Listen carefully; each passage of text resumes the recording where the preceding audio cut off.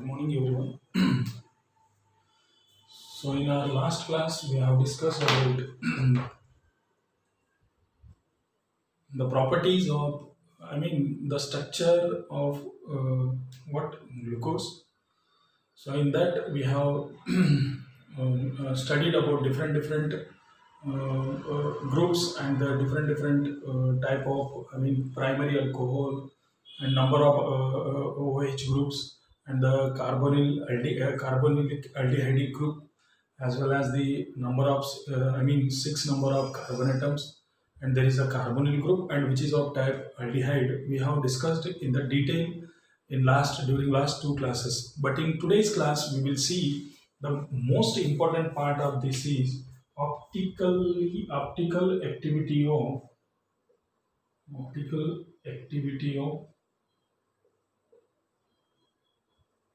glucose, right?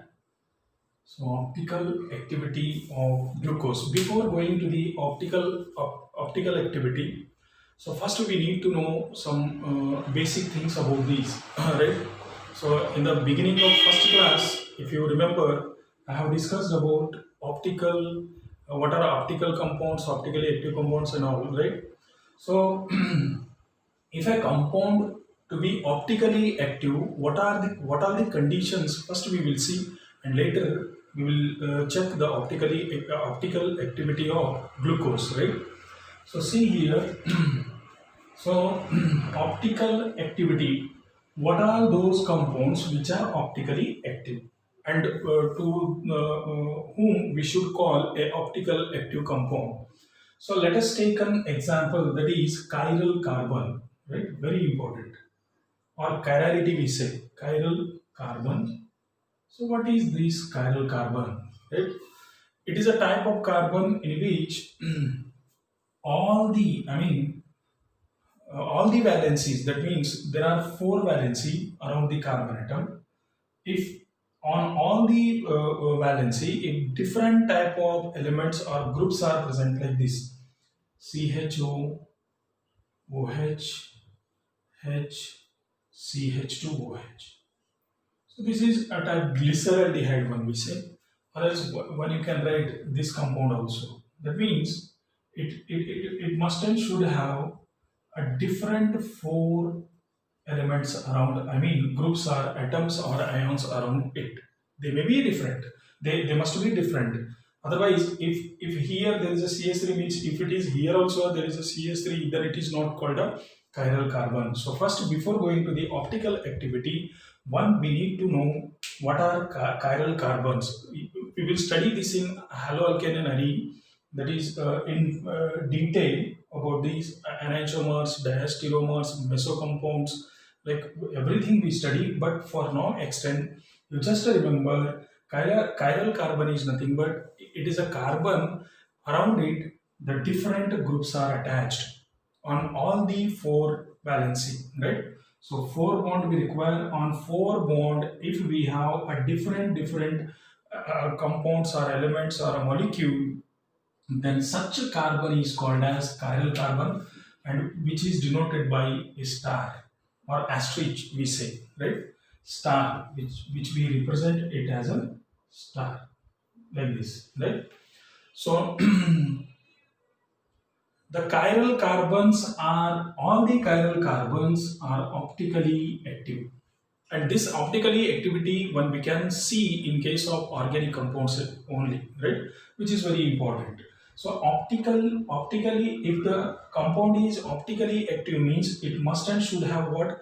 Chirality. So if there is a chirality on the carbon, then definitely that compound is called what? Optically active optical activity. That means this compound can show some optical activities. That means what are optically active compounds? That is nothing but the chiral carbons are nothing but optical active compounds.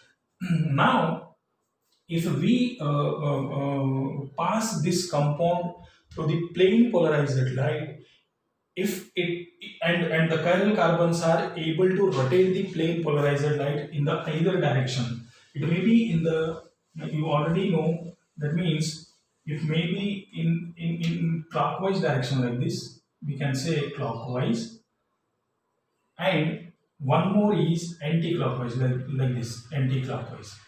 So chiral, I mean optically active compound we will see. Optical activity one we can see, one we came to know. But what are optically active compounds? Optically active compounds are those compounds which are able to rotate the plane polarized light. Plane polarized light means the light which is moving in single direction, right? Not our, I mean, bulb and all. That means the light which is moving in a single direction, that is called as optically, I mean plane polarized light.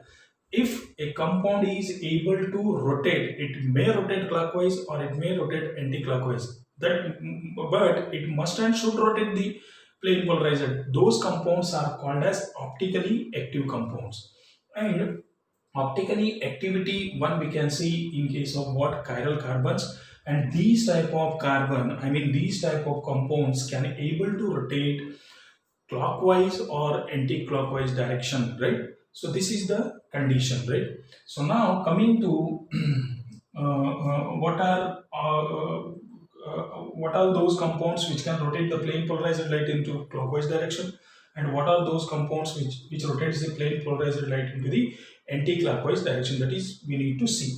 So so coming to our syllabus again, so optically activity we came to know, right? So now the actual name of glucose is dextro, right? The actual name of glucose is dextro. Dextrorotatory can be represented by plus. Dextro plus glucose. See glucose. See here. So what are the glucose we get in the nature, that is in the form of dextrorotatory, right? What is dextrorotatory, levorotatory? We will see now. But you remember this point. The natural glucose is always a dextrorotatory type of glucose. It always rotates the plane polarized light, definitely. Why? Because it is having a optically activity. But the name is dextro. How this name came and how we represent this as a positive, right? We will check. So now this, I mean, optically activity of glucose can be explained by taking an example of glyceraldehyde, right? So same what we compound took during explanation, I can take the same compound, right? CH2OH and HC. 90% of glucose we get from the nature is of dextrorotatory, and nearly 10 or 9% we will get as a levorotatory. That means now our we have to study about what are dextro as well as the levorotatory compounds. Of course, it is a chiral carbon, that means optically active compound. It has the ability to rotate the plane polarized light, as I said. Why? Because it is having all the valencies with the different groups or atoms or elements, right? So now how to decide whether it is a dextro or levo means, or levo, we can say levo or levo.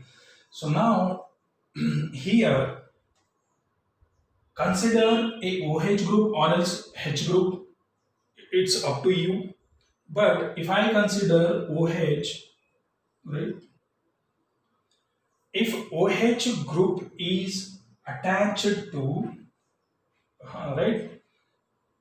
right hand side, that means right hand side of the lowest CH2OH group, right?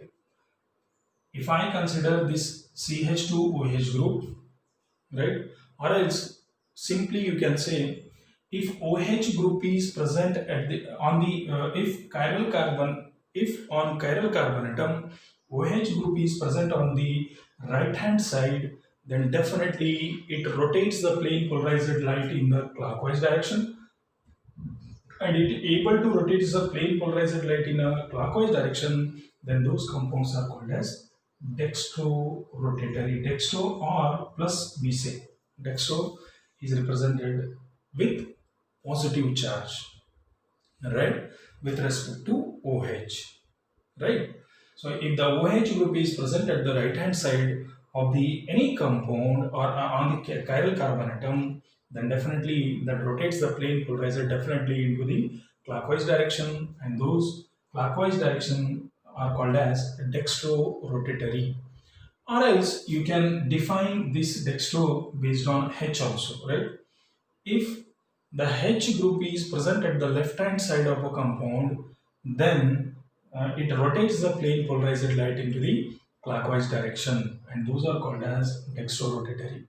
You can define either based on H or based on OH, right? It's up to you, which is very easy for you. You can go like that, right? So now that means this this compound is nothing but glyceraldehyde. By taking glyceraldehyde, as I said, one we can define or one we can explain the optical activity of a glucose, right? Why? Because this glyceraldehyde is just consists of same groups as our glucose is having, right?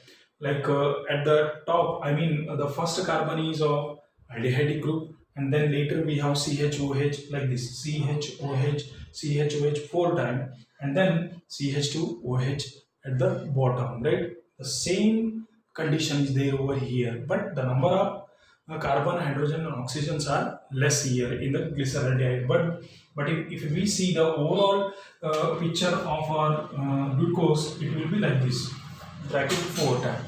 But in case of what our glyceraldehyde, this is not the case. Here we have number of carbon as well as hydrogen as well as the oxygen are less as compared to the glucose. So now, based on the OH group, don't forget and please go through this in our book. It will be very big, I mean, explanation is there for this. So you can go through it. You will be getting more knowledge, right? So now OH group is present at the right hand side. Just because of this, what I can say is it is a dextrorotatory type of compound. That means in glucose, as I said earlier, glucose, 90% of glucose we will get in the nature in the form of dextrorotatory itself, right?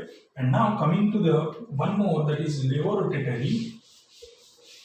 So always the final conclusion of glucose is nothing but glucose with respect to glyceraldehyde, they rotate the plane polarized light in the clockwise direction. So that's why they are the dextro plus glucose. We say actual name of that glucose is dextro plus I mean glucose, right?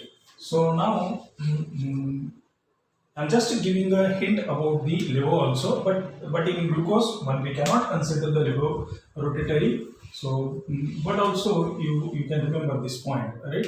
So again, you take a aldehyde and CH. Sorry, if our OH is the other side of the with respect to the last group, that is CH2OH, then now it is very easy. If the OH group is present at the left hand side with respect to the last group, that is CH2OH, then it is called as levorotatory, like this.